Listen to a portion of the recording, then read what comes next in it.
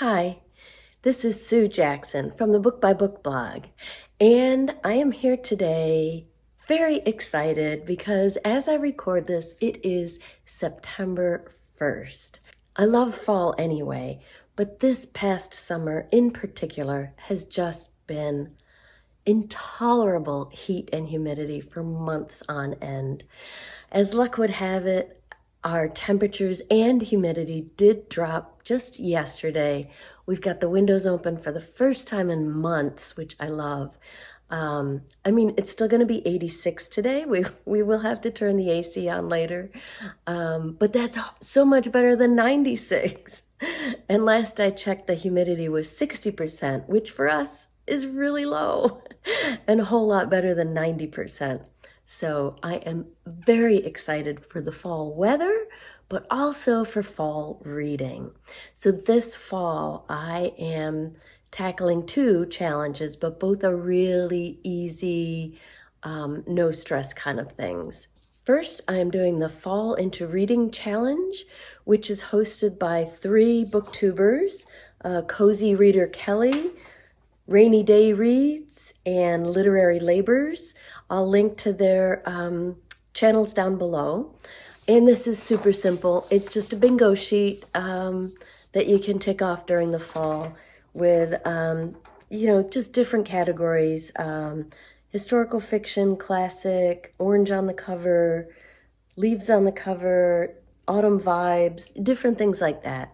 So I always enjoy a good reading bingo, so that sounds like fun. The other fall reading challenge that I'm very excited about because I look forward to it every year is called R.I.P, currently in its 17th year. And R.I.P stands for Readers Imbibing Peril. So the whole idea, super simple, very low key. The whole idea is simply to read or watch or listen to darker stuff during the fall, mystery, suspense, thrillers, dark fantasy, gothic, anything really that horror, anything supernatural, anything that fits this sort of darker fall theme. There's no sign-ups. It's super easy. All you do is read the stuff you want and then post about it on social media using hashtag RIPxvii for the 17th year. So I think traditionally this challenge has been more well-known and more popular among bloggers rather than YouTubers, but I have seen a few other people mention it on BookTube. So it's September and October, read darker stuff. And I love this. First of all, because our bookshelves are loaded with mystery, suspense, thrillers, that kind of thing. It's almost all my husband reads. And for every holiday, I buy him a stack of new books. So there are always books waiting for me that he said, oh, this is great, you have to read this. Also, I used to read almost entirely mysteries and thrillers. And then as I became an adult and got to know other books, started to broaden my horizons. Book groups helped a lot with that, and so did blogging, of course. I started to expand my reading taste and read a lot more different genres and types of books, but I do still really enjoy mysteries and thrillers and things like that. So I'm just going to give you a very quick preview of some of the books I might read. As you saw in the opening photo at the beginning of this video, I pulled a huge stack off my shelves this morning. So I've got a lot to choose from, but no matter what I choose, it's going to be a really fun reading season. First, I am already reading something for the R.I.P. challenge. That's Sycamore Row by John Grisham. As most of you know, if you've been to my channel before, all summer long, it has been Big Book Summer. It's a challenge that I host myself every year. This was the 10th year. That challenge wraps up on September 5th. And so my last books for Big Book Summer also count for the RIP challenge. So I'm kind of crossing over there since this starts today, September 1st. So I haven't read a Grisham in years. It's a classic legal thriller, and I'm really enjoying it. It actually features the lawyer from his very first book, A Time to Kill. And luckily it fills you in because I read that back in the 80s. But Grisham fills you in on any background you need to know. In this case, a very wealthy man in this small town died and left his fortune to his black maid and completely cut out his ungrateful children, his ex-wives. So it's a big controversy in town, but there's also, several mysteries woven in. So I'm really enjoying it. That's Sycamore Row by John Grisham. My other crossover book that I am just finishing up from Big Book Summer, and my first book for R.I.P. is an audio book, The Madness of Crowds by Louise Penny. Now, this is part of her Inspector Gamache series, number 17. I haven't read the whole series. I've read books 1, 15, and now 17. So kind of jumping around, but I do really enjoy these. And this one in particular, there is a crime to solve at the center, a murder, but it's also very thoughtful and thought-provoking, and I'm really enjoying both aspects of it. So that's The Madness of Crowds by Louise Penny. Now, a quick overview of some of the other books, darker books that I hope to get to in September and October for the RIP challenge. First up, luckily, I was actually kind of bummed out that my book group is starting up again in September. They take a break during the summer. I love my book group. It's a neighborhood book group mostly, and I love seeing my neighbors and getting together and talking books.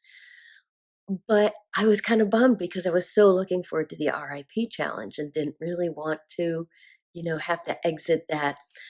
Luckily, our book for September is going to fit perfectly. It's called The Butterfly Cabinet by Bernie McGill. And when I picked it up at the library and saw this cover, I thought, ooh, this is going to fit. So I don't know anything about it. I haven't started it yet. It seems that it's kind of a gothic mystery, engrossing portrayal of the dark history that intertwines two lives. So this sounds great. So I'm looking forward to that, and my book group will be discussing it early in September. Now, also up for early September is a new release that just came out last week that was written by a friend of mine, Bianca Murray. I am a huge fan of Bianca's first two books, Hum If You Don't Know the Words, which is one of the best books I've ever read, and If You Want to Make God Laugh. So Bianca is originally from South Africa. Both of these books are set in South Africa at different points in recent history. Both are very moving and powerful, but also very, very funny. Bianca's got a great sense of humor. I got to know her at Booktopia. If you've watched my channel this year, then you know a bit about Booktopia. It's an event I go to in Vermont every May that brings authors and books together. And Bianca has been a featured author there twice. So I got to know her when my book group read Hum If You Don't Know the Words. Bianca very kindly offered to come to the book group meeting in virtually. She lives in Canada, so I've been very much looking forward to her new release, which is a perfect fit for the RIP challenge, and that is The Witches of Moonshine Manor. I haven't even opened it yet, but she sent me a review copy, so I really want to get to that very soon. It's a total departure for Bianca, but she said she had a blast writing it. It's about 5 octogenarian witches who come together because Moonshine Manor, which is very important to them, is going to be demolished. And so they come together to try to stop this from happening. It's supposed to be very funny, very feminist, all about friendship and sisterhood. I think it just sounds like a blast, so I can't wait to read that one. Another book I hope to get to sooner rather than later is The Falcon and the Owl by Maddie Dalrymple. This is book 3 in the Anne Kinnear series. I love this series, and I've read one of her books for the R.I.P challenge the last 2 years. She actually sent me her 5th book in the series to review. She's a local author, and but I just explained that with the Inspector Gamache series, I'm kind of jumping around. I don't want to do that with this. I love it so much. I want to read them in order and make sure I don't miss anything. So I bought myself book 3. I may also buy myself book 4 this fall before I go ahead and review her latest. Anne Kinnear, her main character, can sense spirits. And as the series goes on, her skills, talents actually become more pronounced, stronger. So in the first book, she helped solve a mystery, a murder in the local area, which is my local area. And because she was able to sense some things from the woman that was killed. In the second book, she traveled to Mount Desert Island in Maine, which is one of my favorite places on earth. So this is the other reason I love these books. Maddie really puts a lot of detail into the locations. And so far, they've been locations that I've loved. So in that one, there's like a haunted hotel that someone's trying to sell. And so Anne comes in to see what the ghosts want and maybe how to help them move on. So I have no idea what The Falcon and the Owl is about or where it takes place, but I can't wait because I have loved each of these books that I've read. Here are her first 2, The Sense of Reckoning and The Sense of Death. Okay, I'm going to go through the rest of these quickly because I haven't been doing that so far. Most of the rest of these on my stack are, as I described at the beginning, books that my husband has already read that he thinks I would like. Many of them are books that I actually bought for him and picked out, so I probably will like them. Don't you think those are the best kind of gifts, the kind that you can enjoy too? So, A Solitude of Wolverines by Alice Henderson. This series is relatively new. I have heard the Book Cougars podcast, which you need to check out. That's 2 friends of mine, Chris and Emily, and they do a wonderful book podcast. They have read this series and interviewed the author on the podcast. So I'm really intrigued by it. The main character, instead of being like a detective or a lawyer or something, is a wildlife biologist. So her mysteries, human mysteries, usually take place while she is studying some sort of wildlife. And this first one is focused on wolverines. So that's right up my alley. I love the outdoors and nature. So I'm looking forward to that. And I've heard such great things about Alice Henderson's series that really want to get to it. You may recall back in April this year, March or April, I read This Tender Land by William Kent Kruger, and it just blew me away. It is definitely one of my top 3 books of the year so far. It was my top until I read one this summer. And I had heard that William Kent Kruger also writes a series of mysteries. And so I thought I'd get one for my husband to try. So this is the first book in that series, Iron Lake by William Kent Kruger. I already know I love his writing, and I'd heard a lot of people say that this series is really good. So this is about Cork O'Connor, a retired sheriff, and a series of murders. So Iron Lake is the first one. So my husband just finished this recently, so I'm looking forward to trying it. I like to have some kind of a scary, spooky, creepy classic thrown into the mix. I bought this one years ago, The Legend of Sleepy Hollow and Other Tales by Washington Irving. In fact, I've got the bookmark in here from the Spotty Dog Books and Ale in Hudson, New York. Really cool bookstore. And so I've been dying to read this. I haven't gotten to it yet because it is actually pretty dense. If you look, the pages are pretty densely printed. It's a fairly big collection of his short stories. So take a look. It's a leather cover, embossed. And then look at these end papers. They're just gorgeous. So I am hoping to finally dig into this classic. I almost always read a Jane Harper novel during the R.I.P challenge. Again, this is one I gave to my husband. He's already read it. In fact, he just started the latest Jane Harper last night. So she's an excellent writer.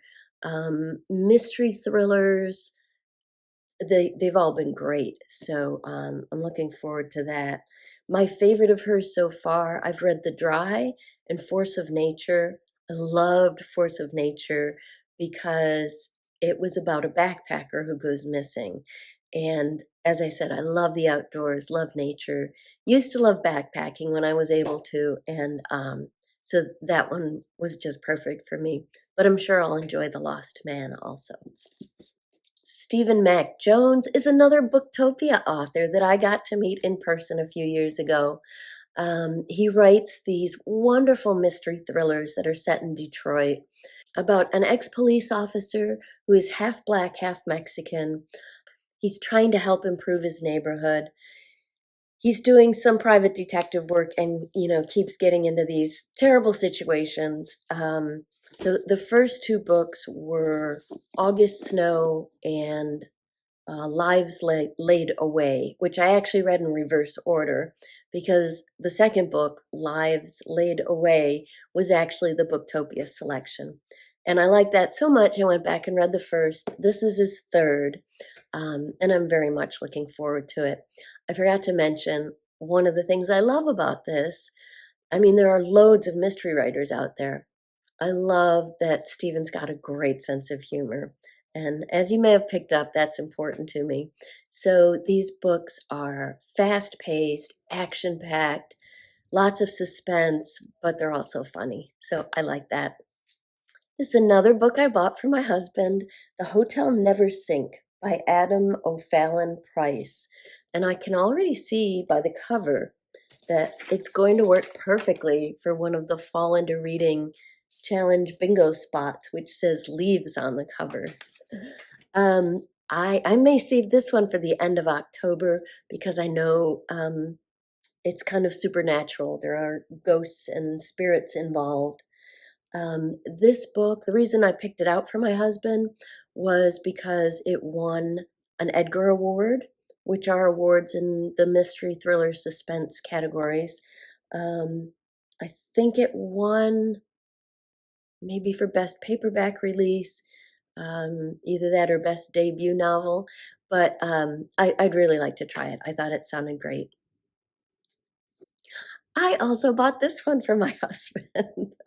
And many of these I bought at the Northshire bookstore in Vermont where Booktopia is held. We both like Peter Heller.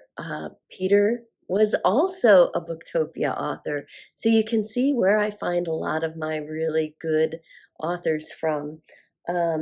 He has written, he's probably best known for The Dog Stars, which I haven't had a chance to read yet, but is definitely on my list. He wrote a novel called Celine, which was the reason he was at Booktopia that year. That was about an older woman who is ex-CIA, I think. And now she's working sort of as a private detective. Her specialty is finding missing people. Now, the fascinating thing about this, Peter was really an amazing speaker because he told us that Celine was actually based on his own real life mother. So, and he said the things in the book that people say aren't believable are the parts that actually happened. So, I definitely recommend Celine. He wrote a novel called The River, which was about two, and I read it for R.I.P. Challenge last fall. It's about two young men who are on a river trip in a very isolated area of Canada, and things happen. So, this book, The Guide, is kind of a follow up to that. Not necessarily a sequel, but one of the men from the river is the main character here in The Guide. He is the guide. So he has moved to Colorado. He is working as an outdoor guide, taking people on fishing trips and into the wilderness. And something happens out there. I've heard that this is set during 2020, so it deals with the pandemic as well. I find that for the most part, I'm liking books that that aren't focused on the pandemic, but that provide kind of some insights into it. So, but most of all, again, love the wilderness, the nature aspects of this. Very much looking forward to The Guide by Peter Heller, and I already know he's an amazing author. Okay, this one has been on my shelf for way, way, way too long. I mean, I think either my husband gave it to me or I bought it maybe even 10 years ago. It's called When She Woke by Hilary Jordan. Now, Hilary Jordan is the author of Mudbound, which I loved. I've read it twice.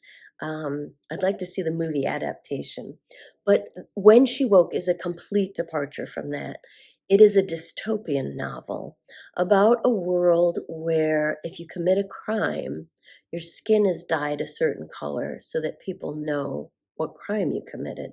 And the main character in this novel is Hannah. She is a red, as you can tell from the cover, and that means that her crime was murder.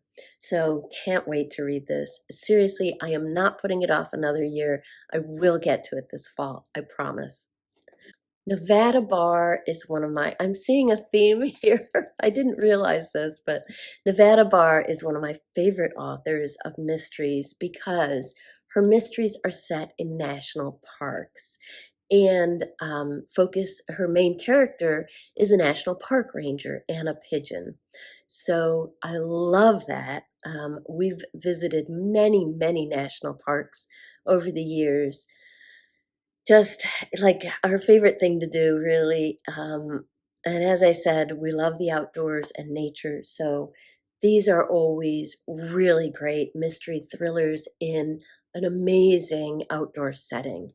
High Country is set in Yosemite National Park, which we visited in 2011. So definitely looking forward to this one. And it's a shorter Nevada Bar, so I think I can get that in. And finally, another book I bought for my husband, The Last Policeman by Ben Winters. This intrigues me because it's a mystery that centers on a detective main character, but with a twist. There's a meteor headed toward Earth that will be a catastrophic extinction event. They know it's coming, there's no way to stop it. So it's like there's a deadline for everyone on Earth. The world is going to end in 6 months. And this um, detect, Detective Hank Palace, um, oh, sorry, it's an asteroid, not a meteor. I don't know the difference, honestly. But Detective Hank Palace, even though the world is ending, he still feels committed to his job. So when someone is murdered, he feels like he still needs to solve this mystery, even though people are going crazy all around him. So I love that setup. I think This is the beginning of a trilogy, and I think it just sounds, fascinating and unique. So I'm looking forward to The Last Policeman by Ben Winters. That is not it. um, I will also be listening to audiobooks that are darker in nature during the R.I.P challenge. I haven't picked those out yet. I'll pick those as I go. I have a huge backlog of audiobooks to review, so that's not a problem. I should have mentioned early on, the R.I.P challenge has different categories. So you can read, and you set your own goals. It's very loose. So you can read one or more dark books, like I plan to do, more obviously. You can just read one or more short stories. You can watch something on TV or a movie that is darker in nature. You can listen to an audiobook or a podcast. So all these different things count toward the challenge. And as I said, there's really no official sign up. You just decide to do it and read or watch or listen. And as you do, post about it on social media. So I'll include the details down below for anyone else that wants to participate in this fun, very easygoing challenge this fall. And I can't wait. This is what I look forward to all year. What are you reading this fall? Are you joining any fall challenges? Are there certain books that are on your list that you are determined to get to in the next 2 months? Let me know in the comments down below.